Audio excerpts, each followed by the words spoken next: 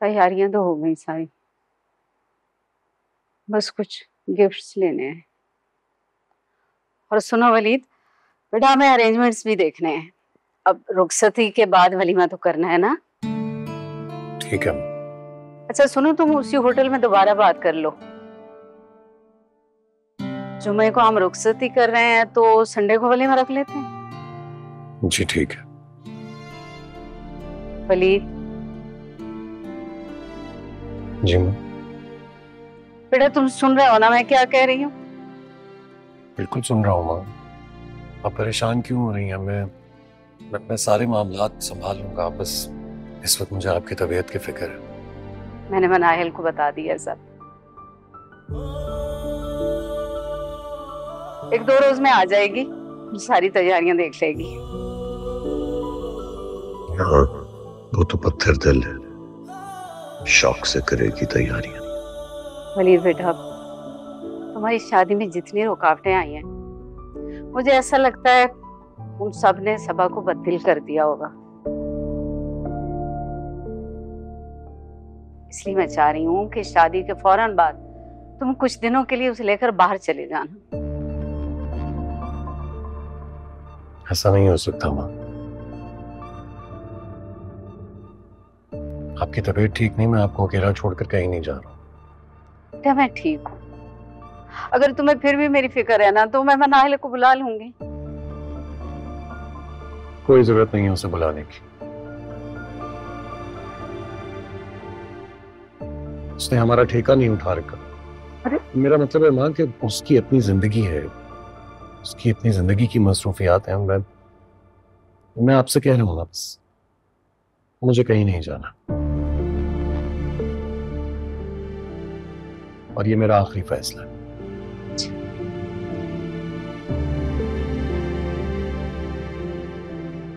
मेरे यहाँ से जाना ही बेहतर होगा। क्यों कह रही हो ऐसे?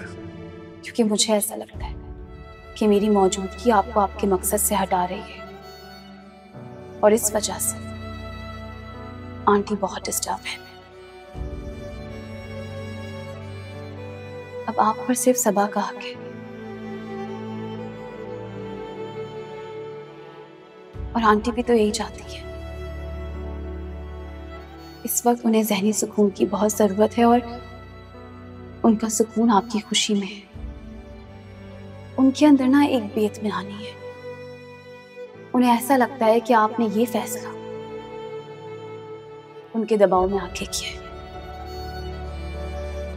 और आप इस फैसले से खुश नहीं हैं।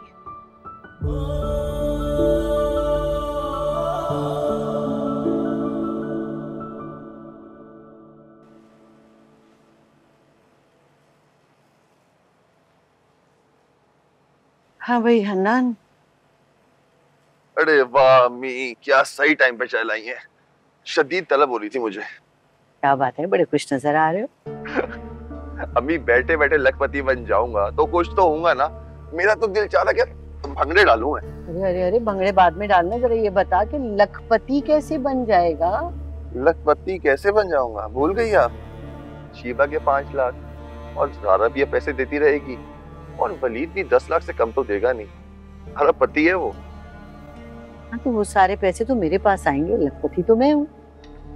अम्मी आपके नाम पर मिलेंगे, लेकिन होंगे तो मेरे ना, क्योंकि आपको मेरी वजह से ही मिल रहे हैं। देख हन्नान, जो पैसे जिसके हाथ में आएंगे वो उसी के होंगे, ये कान खोल के सुन रहे। अम्मी क्या हो गया आपको? आपको पता है ना मैं कंगाल हो रहा हूँ। आप क्या 10-15 लाख अपने पास ही रखेंगी? अच्छा ठीक है, दे दूंगी कुछ पैसे तुझे भी। ऐसे अम्मी बहुत ज्यादती है। आपको मेरी बदौलत पैसे मिल रहे हैं और आप मुझे नहीं देना चाहती। आप ना बहुत लालच है, और ये लालच मुझ में आ गई है।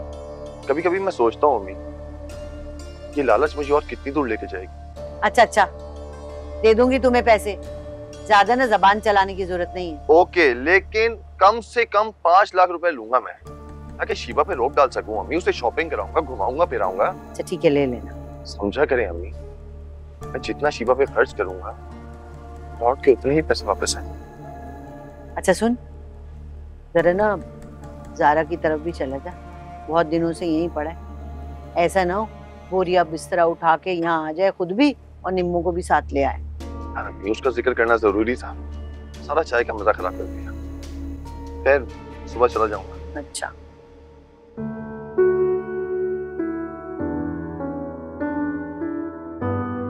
मनाइल प्लीज तुम सबा की बातों का माइंड मत कर, वो जरा मुख्तलिफ मिजाज की है। आपको मेरी शॉपिंग आज करनी ही चाहिए, तो यहाँ आप दोनों के साथ आना ही नहीं चाहिए। माँ का हुक्म था मनाइल, मैं कैसा टाल सकता था।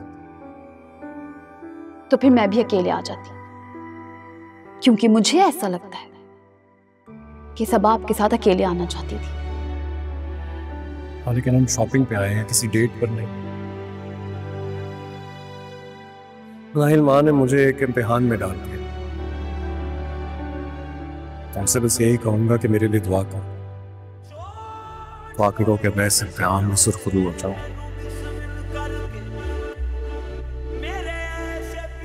इस जिंदगी में सिर्फ सहना लिखा है, किसी की नजरें सहूं, किसी की बदसलूकी, तो किसी की मोहब्बत करने को भी दर्द की तरह सहना पड़ रहा है।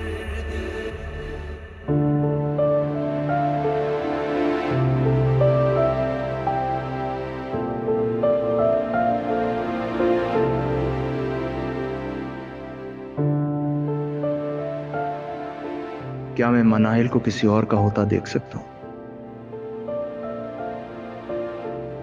तो और क्या करूं? वो तो मेरी भी नहीं हो सकती। अब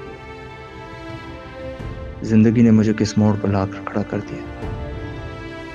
मेरे इर्द गिर्द सिर्फ और सिर्फ नफरत करने वाले हैं। क्या मैं मनाहिल के लिए सुख बन सकता हूं?